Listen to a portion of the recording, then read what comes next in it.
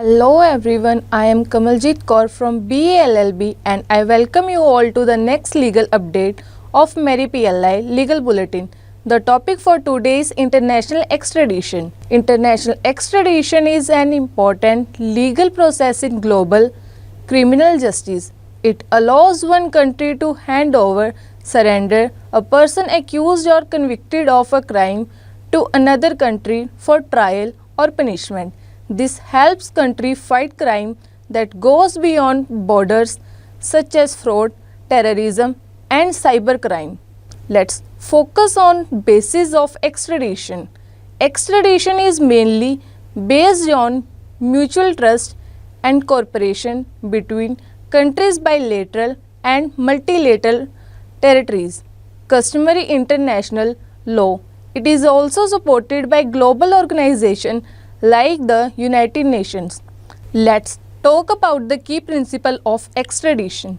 Dual criminality. The act must be a crime in both countries requesting state.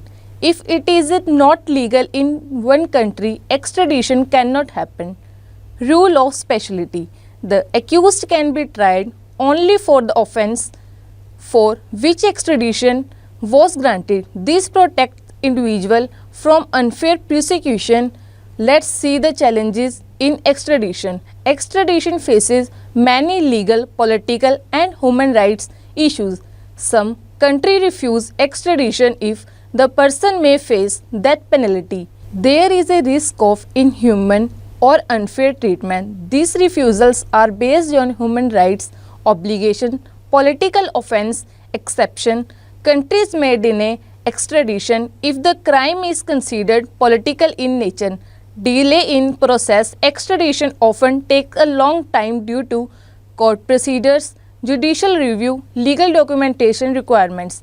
Lastly, in conclusion, international extradition is a powerful tool for global law enforcement cooperation. However, it is challenged by differences in legal systems, human rights concern, political factors. To improve this system, there is a need for better international cooperation, uniform legal standards, faster procedures. That's all for today. We will back with more legal updates. Thank you.